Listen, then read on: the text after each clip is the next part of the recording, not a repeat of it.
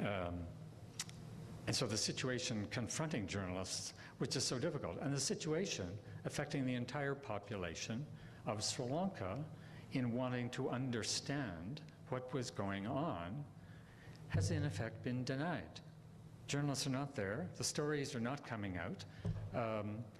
Amnesty has a record of 14 journalists who have been murdered since January 2006. Others have disappeared, others have been threatened and harassed.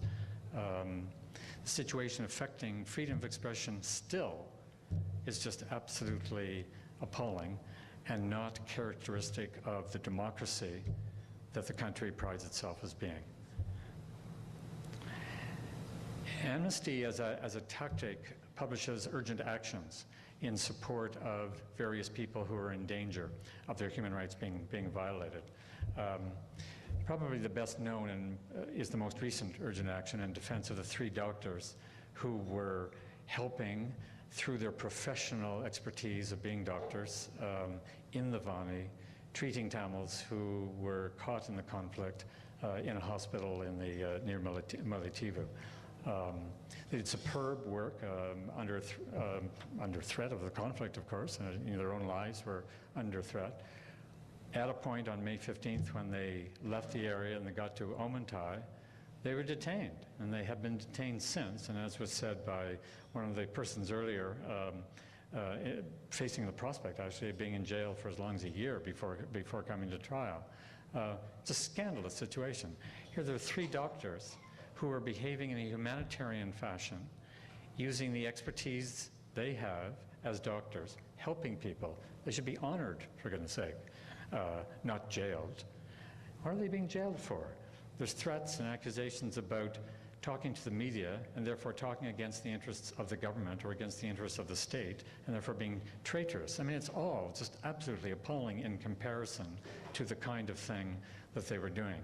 So Amnesty is working hard with various other organizations around the world to free these 3 men and get them out of detention so they won't face the kind of abuse that they're suffering right now.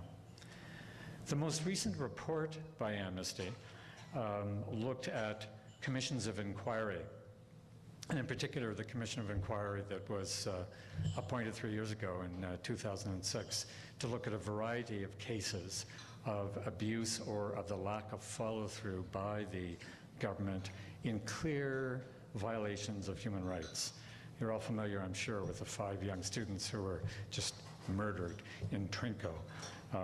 8 months later, 17 local staff with the Action Sans Femme, the French NGO, and the staff there in Mutu were just mowed down. Clear indications in both instances of the army or security forces being involved. Surely it's an obvious need for an inquiry. Has it happened? No, not at all. As was shown in this report and looking at a number of other cases, this commission of inquiry was set up worked for almost 3 years, and I think looked in detail at 4 cases. They did other inquiries, certainly the publicity. There was, gee, I always forget the names of these different things, but there's an international group of experts that were appointed, one of them actually being a Canadian expert, Bruce Matthews, who is a theology professor, retired theology professor in Nova Scotia, and who went to the University of Peradeniya. He's an expert on Buddhism and on Sri Lanka, loves the land, fights for the human rights. I talked to him, actually, when I was last in Sri Lanka, I should say, I mean, as well as being the Amnesty coordinator, I've been in Sri Lanka 10 times for brief periods, so for a total of a year, I guess, over the last 20 years. When I was last there a year and a half ago, I saw Bruce just before the commission resigned in frustration and in protest, because as an international group of experts, 8 people chosen from around the world, they had lost utter faith in what they could do, in the kind of information that was available to them to oversee the work of the Commission, to validate its working.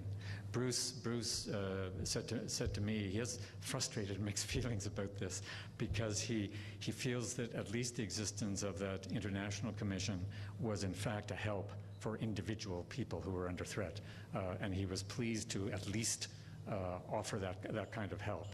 He resigned with the others in protest over the principle that they were just not able to do their job because, of course, they had no help at all from the government of Sri Lanka. It was just a farce.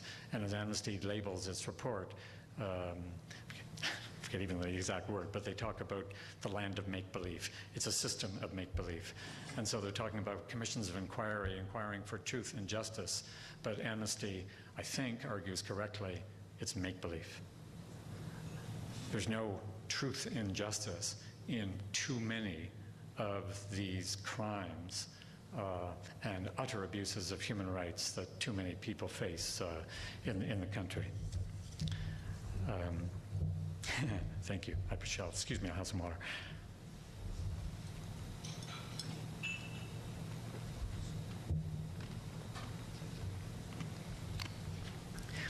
These organizers are very sympathetic. Thank you. My throat appreciates that. Mind if I raise the mic a little? No, not at all. I'm not sure about, excuse me. Mic is risen. I'm afraid of talking too loudly, though. Is this okay? I want people in the back to hear me, obviously, but I don't want to harm your ears. Why don't I talk about Amnesty's plans right now? What does Amnesty see that needs to be done? And notwithstanding what I've just said about the farce of commissions of inquiry that have existed in Sri Lanka, and Amnesty's utter frustration, in solidarity, frankly, with this international commission that resigned in protest, what Amnesty, as well as a number of international organizations and a number of countries around the world are urging, because of the inadequacy of national Sri Lankan institutions of guaranteeing justice for the population, is in fact an international commission or investigation, some kind of body internationally accredited to guarantee that proper process will be followed with clear principles of witness protection, which is just utterly lacking in this most recent commission of inquiry, and non-interference by the government.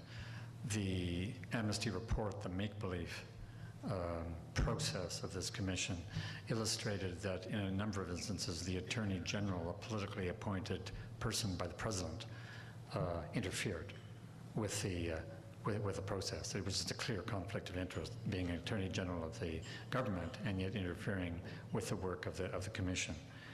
And in this sense, Amnesty would argue that it's crucial to reconstitute the Constitutional Convention under the 17th Amendment in order that there be an impartial appointment of members of commissions like the National Human Rights Commission in Sri Lanka, so that commissioners appointed under such guarantee can be much more likely to be impartial, independent, and follow through with the process of justice. Also, Amnesty recommends strongly that there be a central register of detainees. It's just a scandalous situation that so many people are vulnerable to disappearances at worst,